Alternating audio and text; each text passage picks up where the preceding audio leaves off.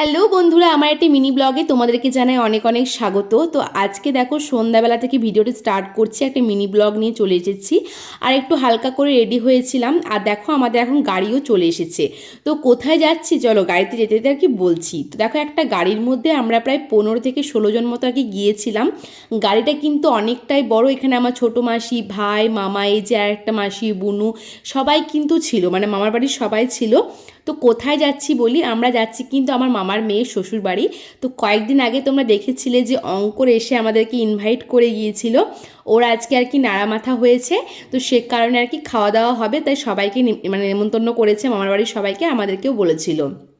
তো এখন এই যে সবাই মিলে গল্প করতে করতে শিল্পার বাড়িতে চলে এসেছি। আর ও তো এখন প্রচণ্ড ব্যস্ত, বুঝতেই পারছো, বাড়িতে একটা কাজ হলে তো ব্যস্ততা হবেই। আর আজকে কিন্তু আমার শরীরটা অনেকটাই খারাপ, সকালে ডাক্তারের কাছেও গিয়েছিলাম, মানে এতটাই ঠান্ডা লেগে গেছে। তো মানে না আসার প্ল্যান করছিলাম, কিন্তু শিল্পা রাগ করবে বলে তাও কিন্তু এসেছি কোনো রকমে ওষুধ খেয়ে।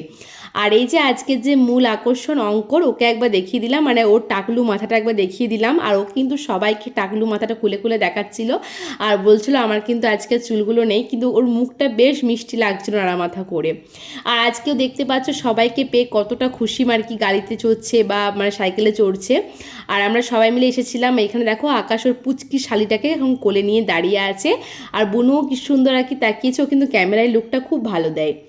যাই হোক, তো বেশ কিছুক্ষণ আমরা আর কি গল্প টল্প করলাম, আড্ডা মারলাম।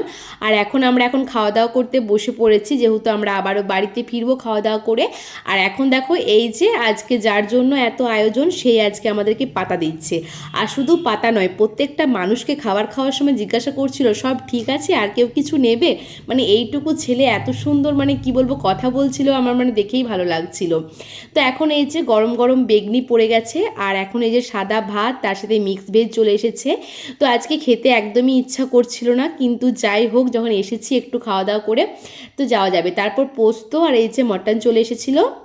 আর সবার শেষে এখন মিষ্টি, পাঁপড়, চাটনি। তো আমাদের খাওয়া দাওয়া সবার হয়ে গেছে, আমরা এখন বাড়িতে চলে যাব। বাইরে চলে এসেছি, দেখতেই পাচ্ছ।